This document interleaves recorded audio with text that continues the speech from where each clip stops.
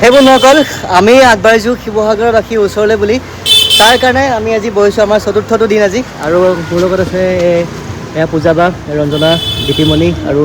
দীপিবা গতিকে আমি যিমান পাৰোঁ সকলোৰে কাৰণে আগবাঢ়িবলৈ চেষ্টা কৰিছোঁ আৰু তাৰ কাৰণে আপোনালোকৰ সহায় সহযোগিতা বহুত দৰকাৰ হ'ব আৰু আপোনালোকেও নিজৰ ঘৰত থাকি আমাৰ এই QR-টোত স্কেন কৰি আপোনালোকে যি পাৰে 5 টকা নহয় জানো 5 টকা দিলেও যি পাৰে যি হয় আৰু ৰাইজে নখ জোকাৰিলে নৈ বয় গতিকে যি পাৰে আমি আগতেও গৈছোঁ আমি আগতে আমাৰ একেটা টীম হয় গতিকে যোনে যি পাৰে আপোনালোকে অতি সোনকালে দিবলৈ চেষ্টা কৰক QR কোডটো দিয়া আছে আপোনালোকৰ সহায় সহযোগিতা বহুত লাগিব আৰু মই এই ধৰণৰ ভিডিঅ' প্ৰথম বনাইছোঁ আশা কৰোঁ আপোনালোকে কিবা এটা হ'লেও ডনেট কৰিব আৰু আমি আচলতে এই প্ৰচেষ্টা আগবঢ়াইছোঁ আমাৰ শিৱসাগৰবাসী পিছৰ পৰ্যায়টোৰ কাৰণে পিছৰ পৰ্যায়ত আৰু ভয়ানক পৰিস্থিতিৰ সৃষ্টি হ'ব বুলি আমি ভাবিছোঁ গতিকে সেই পৰিস্থিতিৰ কাৰণে মুখামুখি হ'বলৈ